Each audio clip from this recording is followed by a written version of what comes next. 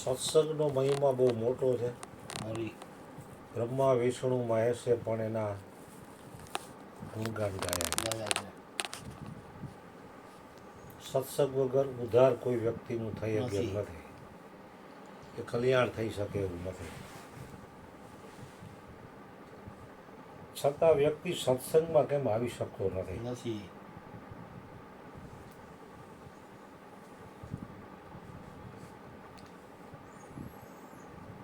રામાયણમાં એક ચોપાઈમાં કીધું, તુલસી પૂર્વ કે પાપ સે હરી ચર્ચા ન સુખાય, जैसे ज्वर के जोर से भूख विदा हो जाए. તુલસીદાસ કે જે પૂર્વ કે પાપ સે હરી ચર્ચા ન સુવાય, પૂર્વ જન્મના પાપ કર્મોનો ઉદય થાય ને એટલે હરી ચર્ચામાં કે સત્સંગમાં આ જીવાત્માને રુચિ જ નથી થતી. जैसे ज्वर के जोर से भूख विदा हो जाए. જ્વર એટલે તાવ, સંસ્કૃતમાં તાવને જ્વર કહેવામાં આવે. जैसे ज्वर के जोर से भूख विदा हो जाए. જેમ તાવ આવે આપણને એટલે આપણને ગમે એવી પ્રિયમાં પ્રિય આઈટમ હોય તે આપણને નહીં ભાવે. શરીરમાં તાવ છે એટલે પૈરાઓને પાણીપુરી બહુ વાલી પણ તાવ આવે તો ન ખાય કે હરેક વ્યક્તિને ગમે તે વ્યક્તિને પ્રિય આઈટમ હોય ન ભાવે.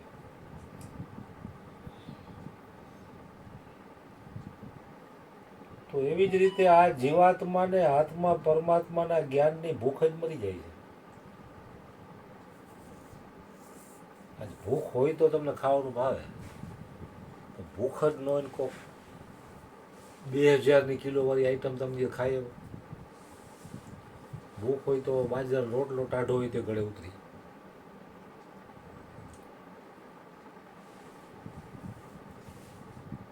તો આ જીવાત્માને આત્મા પરમાત્માના જ્ઞાનની ભૂખ જ મરી જાય છે. જેવી રીતે તંદુરસ્ત માણસ હોય ને ભૂખ ન લાગે તો આપણે શું કરીએ? આદુ અને નિમક જઈમાં પેલા થોડુંક લઈએ, 2-3 કટકા જાવી જાય, પછી અડધી કલાક પછી જમે તેનો જઠરાગ્નિ તેજ થાય, એમને ભૂખ લાગે, ભૂખ એ લાગે ને પાચન એ થાય. એ તો આમ ભૂખ હોય પણ તમે ખાઈ ન શકો, કારણ કે પાચન તંત્ર મંદ છે, જઠરાગ્નિ મંદ છે ટૂંકમાં. તો એવી જ રીતે શરીરની ભૂખ ખોલવા માટે આ આદુ અને નિમકનો ઉપયોગ છે, પ્રયોગ. બધાને ખબર છે કે નથી ભૂખ લાગે. તો આત્મા પરમાત્માના જ્ઞાનની ભૂખ લગાડવા માટે શું કરવું? આ ભૂખ તો બધાય જાણે છે.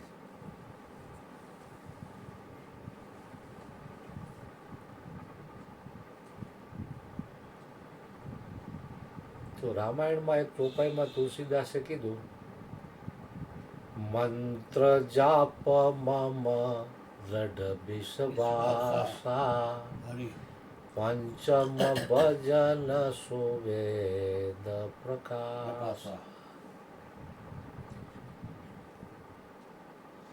આને સબરી માતાએ 5મા પ્રકારની ભક્તિ પણ કીધી છે. 9 પ્રકારની ભક્તિમાં આનું 5મું સ્થાન છે.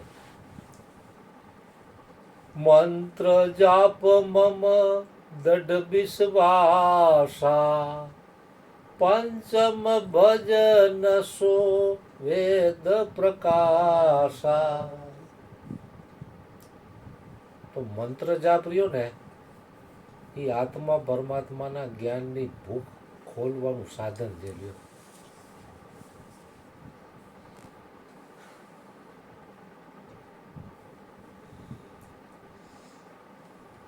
સાતમા સદગુરુ કહાવે જહાં સે આયા વહાં પહોંચાવે. પરબારું અહીંયા પહોંચાતું નથી. પહેલાના ગુરુઓ કાન ફૂંકીને મંત્ર આપતા અને માળા આપતા. આસારામ બાપુએ કરોડો લોકોને રોજની 10 થી 20 માળા કરવાનું કીધેલું. મેં વર્ષો લગી 10 માળા કરેલી છે, 20-25 વર્ષ લગી. હાથી ખાનામાં નરિયાવાળા મકાન હતા ને, તો હાકડ હતી, તો હું માથે લોઢાના પતરા નાખેલા હોય ત્યાં હું આસણી પાથરીને બેઠો. એમાં પંખાની ત્યાં સગવડ નહોતી મારી પાસે. મેળો મેળો તો પરસેવે રેપઝેપ થઈ ગયો, પણ સવારે 5 કરું, બપોરે કરું, અને બપોરે જો 2 બાકી થઈ ગયો ને તો રાત્રે કરું. 20-25 વર્ષ લગી મેં મંત્ર જાપ કરેલા છે.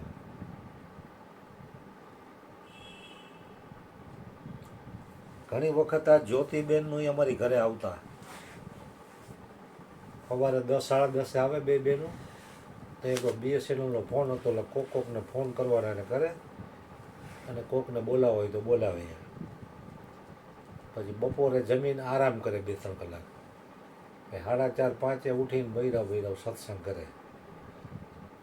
પછી રાતના સમયે જમી અને મારે મૂકવા આવવાના હોય. બપોરે હું જમવા આવ્યો એટલે જ્યોતિબેન નહીં આવ્યો એટલે મારે માળા તો થાય નહીં, એની બેવું પડે. સવારે 3-4 માંડ થઈ હોય, પાછું 8 વાગે ધંધે લાગીને બફનું કામ કરવાનું હોય, બપોરે થઈ નહીં હોય. પછી એ ટાઈમમાં હું અહીંયા ત્યાં મારુતિ ફ્રન્ટી લઈને એને મૂકવા આવતો અહીંયા. તો મૂકવા આવું એટલે એમ કહેવાય બેહો સત્સંગમાં, એટલે બેહવું પડે. નાઈ ન પડે કે મારે મંત્ર જાપ કરવાના, એમ ન કહેવાય. એમ કે તમે આત્મજ્ઞાન લીધું મંત્ર જાપ તમારે કરવાના ન હોય, પણ આત્મા પરમાત્માના જ્ઞાનની ભૂખ તો ખોલવી કે નહીં. ઘણા લોકો ઉપદેશ લઈ ગયા, સત્સંગમાં કેટલા આવે તમે કહો. નથી આવતું એનું મૂળ કારણ આ મને સમજાય છે. પછી રાતના અહીંયા 11:30-12 વાગ્યા, તમે માનશો, હું મારુતિ ગાડી અંદર ડેલામાં મૂકી અને રાતના 12 વાગ્યા પછી મંત્ર જાપ કરતો. 4-5 માળા હોય તો 2-2-2:30 વાગે હોઉં, અને સવારે ઉઠો ત્યાં પાછી 10 તો બીજી કરવાની હોય.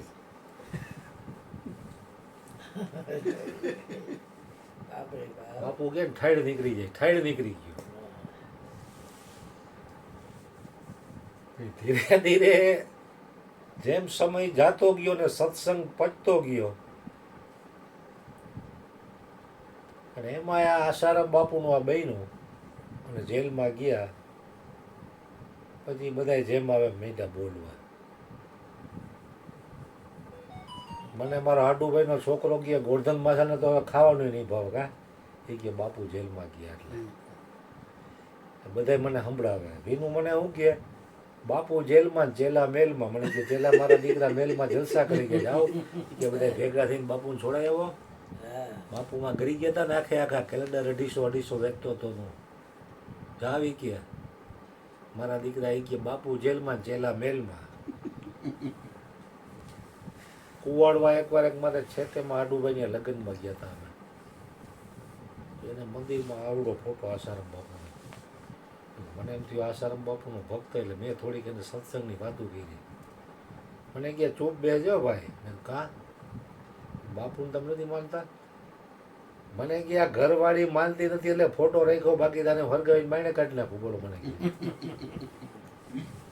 કે બે માણે આસારામમાં દીક્ષા લીધી. એ ભાઈ તો ગુજરી ગયો, હાડું થઈ છે તેમાં.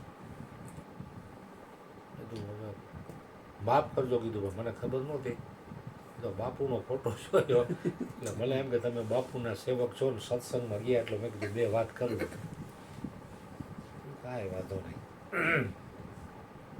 હજી એક ભાઈ છે ને આસારામમાં, મારો એક મિત્ર, એટલે ગ્રુપ વાળો છે, મને આસારામને એના મેસેજ હજી મોકલાવે. હજી એના આસારામ બાપુને માને છે, બાંટવાળા છે, પણ હવે ઓછા થઈ ગયા ટૂંકમાં. એટલે મંત્ર જાપમાં છે ને એટલી તાકાત છે.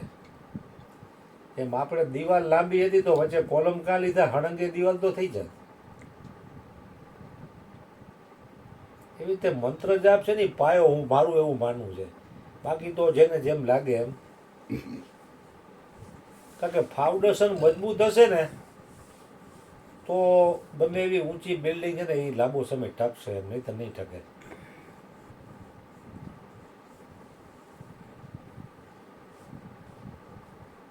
હરેક વ્યક્તિ યજ્ઞ ન કરી શકે. રાજસૂય યજ્ઞ, ગાયત્રી યજ્ઞ, નવચંડી યજ્ઞ, કે જે કોઈ યજ્ઞો આવતા હોય, ગાયત્રી યજ્ઞ. બિચારો મજૂર માણા હોય થોડો યજ્ઞ કરી શકે. એને માંડ બે છેડા ભેગા થતા હોય, 2 ટક જમવાનું મળતું. યજ્ઞ કરો એટલે તમારે બ્રાહ્મણોને બોલાવવા પડે. યજ્ઞમાં હોમવાની સામગ્રીઓ, અગાવાલાને બોલાવવાના, 200-300 માણસનું જમણવાર, લાડવા ખવડાવવાના, બેનું દીકરીને દક્ષિણા આપવાની, બ્રાહ્મણોને દક્ષિણા આપવાની. તો 2-5 લાખ રૂપિયા હોય તો યજ્ઞ થાય. બધા લોકોનું કામ નથી યજ્ઞ કરવું હોય. તો ભગવાન શ્રી કૃષ્ણ ભગવાને ગીતામાં હાવ સહેલું કરી બતાવ્યું. એને ખબર છે કે યજ્ઞ બધા લોકો નહીં કરી શકે. તો એને ગીતામાં એક શ્લોકમાં કીધું, યજ્ઞા નામ જપ યજ્ઞો અસ્મિ. હે અર્જુન, તમામ યજ્ઞોમાં જપ યજ્ઞ છે હું છું. તો એની કેટલી દીર્ઘ દ્રષ્ટિ કહેવાય કે આગળ જતા કળિયુગમાં માનવીનું જીવન યાંત્રિક માનવ થઈ જશે અને બધા પાસે ધન નહીં હોય. તો ભગવાનનું નામ તો ફૂટપારીમાં ભીખ માગીને ખાતો એ લઈ શકે નહીં, અને અંબાડીના છોકરા લઈ શકે નહીં. તો કેટલું બધું સહેલું ભગવાને કરી દીધું. સુહદમ સર્વભૂતાનામ. હે અર્જુન, હું પ્રાણી માત્રના હૃદયમાં બિરાજમાન છું.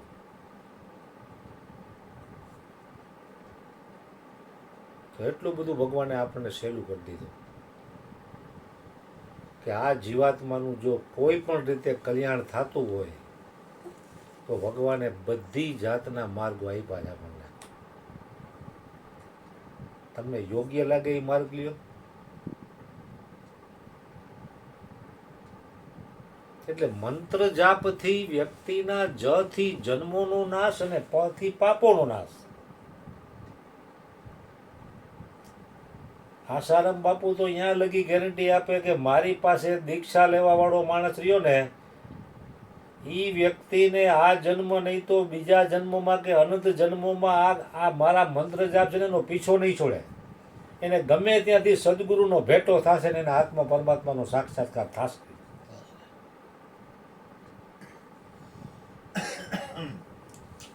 અમુક લોકો ન માને તો એને થોડીક મીઠી ઝડકી મારે કે સદગુરુ પાસેથી મંત્રદાન એટલે મંત્ર દીક્ષા લીધા પછી જે સાધકો નિત્ય 10 માળા નથી કરતા એને દરિદ્ર થવાની શક્યતા બહુ છે, એટલે ધનહીન થઈ જશે. એટલે મને હાલ ભિખારી થઈ જાવ તો એના કરતા હાલ માળા કરી આપણે. ભિખારી થવું એના કરતા તો માળા કરવી થાય. એટલે કાંઈક હું બીકનો માર્યો કરતો અને કાંઈક પ્રોબ્લેમ હતો એટલે કરતો. તો ધીરે ધીરે ધીરે ધીરે મંત્ર જાપથી મને ઘણા ફાયદા થયા. 90-91 સાલમાં મોટી ઝાપટ આવી વીસી ચક્રમાં. 91 સાલમાં 2 લાખ રૂપિયા એટલે એવડી રકમ થાય. હાથીખાંડનું મકાન એકણું માપી ગયો તો એ કે પૈસા આપજો ને મકાન વેચી નાખો. એ ટાઈમમાં હું માલકુંડલાવાળા બચ્ચું બધા પાસે ગયો તો બાપુ મને આ પ્રોબ્લેમ છે. મને કે તમને રાહુ છે 7.5 વર્ષની પનોતી છે. છાપેલું પાનું આપી દે, એમાં બધું વિગતું લખી તમારે શું કરવું શું ન કરવું.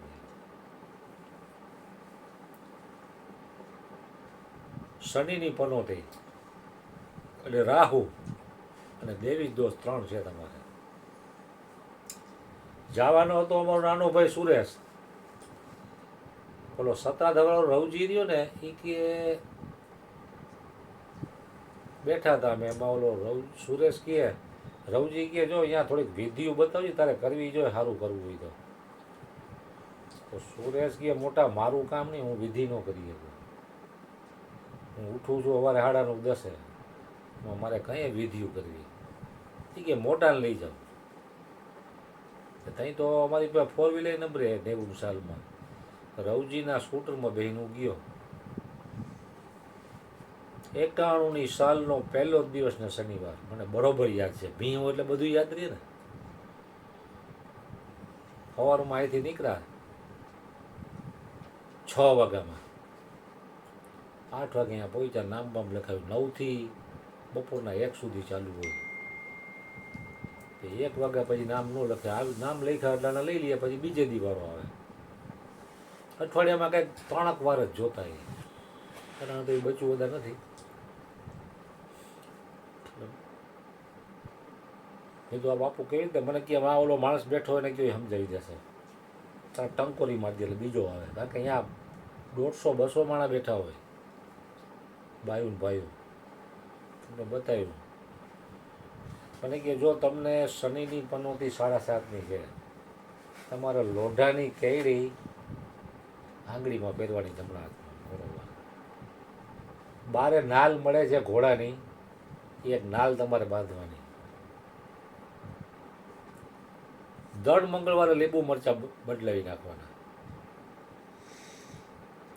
અને બીજો તમને રાહુ પણ ભારે છે. રાહુનું બીજું પાનું હતું, એમાં રાહુ સ્ત્રોતમના તમારે 11 પાઠ કરવાના બુધવારે. અને શિવના મંદિરે કપાસિયાના તેલનો દીવો કરવાનો અને બુધવાર રહેવાનો. અને શનિવારે તમારે એ કે 11 પાઠ હનુમાન ચાલીસાના કરવાના. અને યથાશક્તિ દાન કરવાનું, હજામત કરવી નહીં, દેણું કરવું નહીં, અને ભૂમિશયન કરવું. એટલે હેઠું હોવાનું. 7.5 વર્ષ હું હેઠો સૂતેલો. બાલાજીએ બોર્ડ માર્યું, ભોંયે સુવાડું.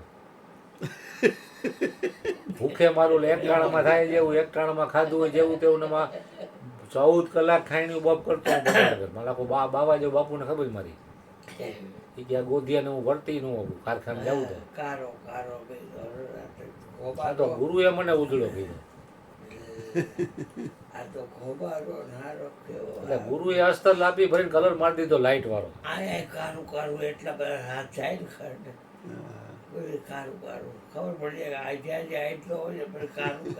આડા હાથે જ્યાં આડો અહીંયા કાળું થાય ને.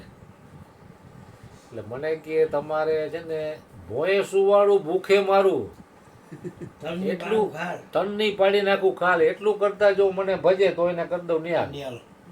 બાલાજી હજી બોર્ડ મારેલું છે. 7.5 વર્ષ એક ધારો હું ગયો. 12ની સાલમાં તો મેં ઉપદેશ લઈ લીધો તો તોય હું જાતો શનિવારે.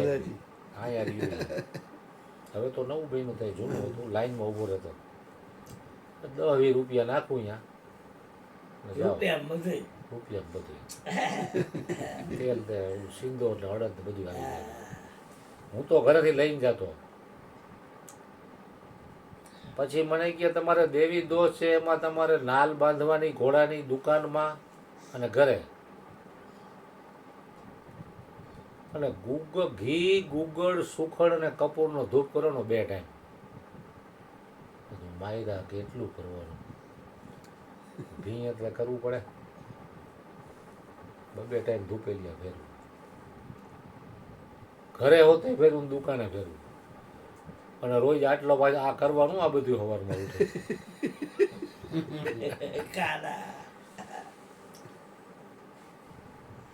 પછી મને કે ત્રીજો હોય તમારે દેવી દોષ. દેવી દોષમાં શું કરું બાપુ?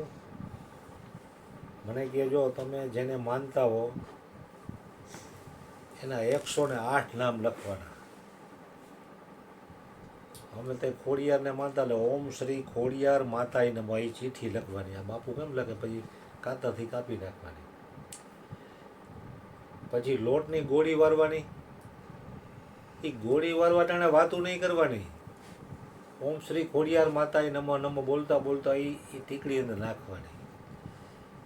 પછી સંધ્યાના સમયે માટલાને નાખવાની. અને નાખવા ટાણે વાતું નહીં કરવાની. ઓમ શ્રી ખોડિયાર માતાએ નમઃ, ઓમ શ્રી ખોડિયાર માતાએ નમઃ બોલવાની. 108 તો ઓછામાં ઓછી. એથી વધારે નાખો તો તમારી ઈચ્છા બધા 108. બીજું મને કે તમારે રોજ સંધ્યા ટાઈમે કીડિયારું પૂરવાનું રહેશે. ઘઉંનો લોટ, તેલ અને ગોળ નાખી બનાવી નાખવાનું, કોરું મોરું નાખવાનું. એટલે તઈ તો ડેમ ઓલો જૂનો હતો, હું પારી ટપી નીચે ઉતરતો. બાવરના ઝાડ ને ભેખડું બેલા ને બેલા હોય ને ત્યાં બધે ઓમ શ્રી ખોડિયાર માતા નમો નમો કરતો કરતો કીડિયારું નાખો અને પછી લોટની ગોળી નાખો. અરુણ બાપુ મયુર બાપુ મારી ભેગા આવેલા ઘણા વર્ષો પહેલા. અમને સિંહ ખવડાવે અહીંયા. સિંગ ખવડાવવું, નારિયેળ પાણી પાવ. સમજ્યા? તે ઓલા જગદીશની આ ભાગવત હાલતું હતું આ બાપુનું.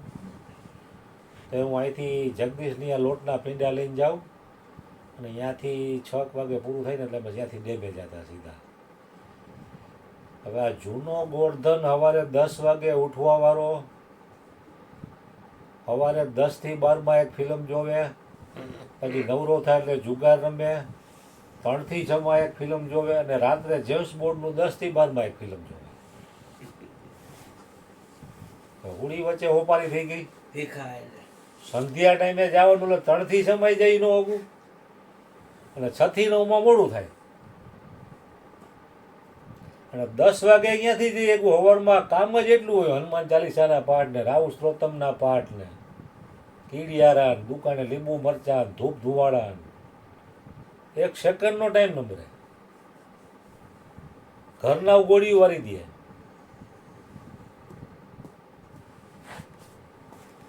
આ બધું મેં કર્યા પછી ખરેખર મને ઘણા ફાયદા થયા. ધીરે ધીરે મંત્ર જાપ થયા, હનુમાન ચાલીસાના પાઠ ને અંદર શોધી થઈ.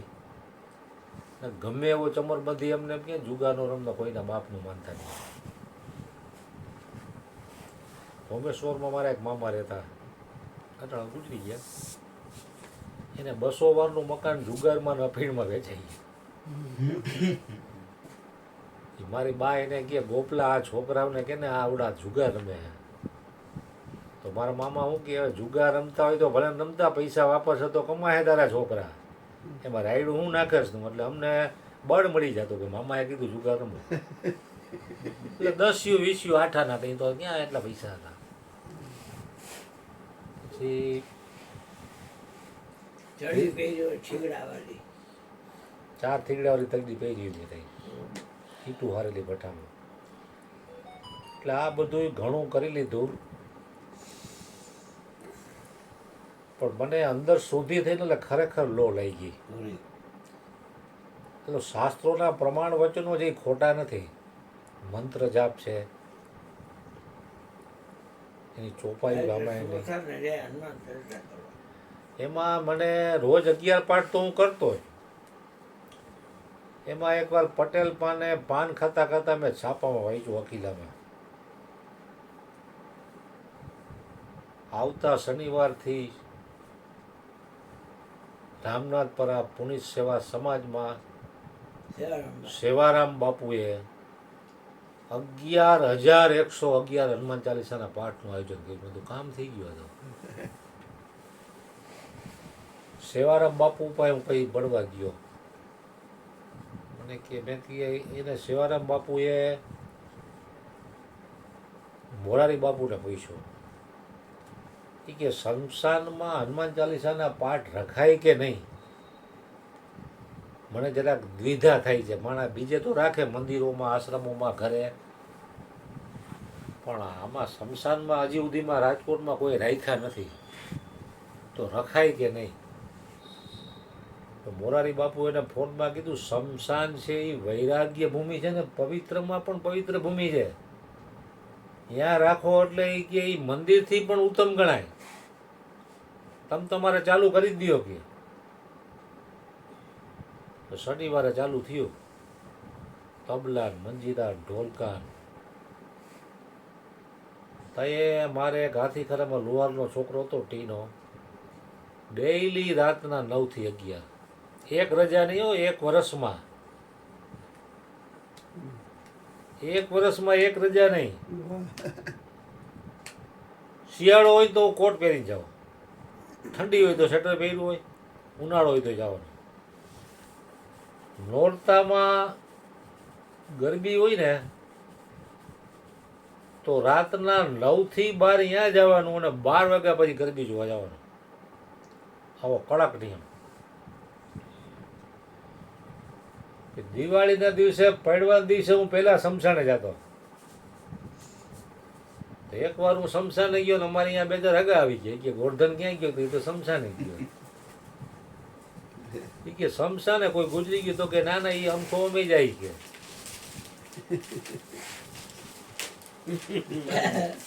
મરી ગયો. હું આવ્યો તો મને કે નાઈ લ્યો ને. મેં તો હું નાવું નથી મારે. ગુરુ બોલાવે બળી ગયા હોય બોલાવી ગયા. સતગુરુ મહારાજની જે બાકીની કથા બીજી વખત લેશું. ગાંઠિયા હા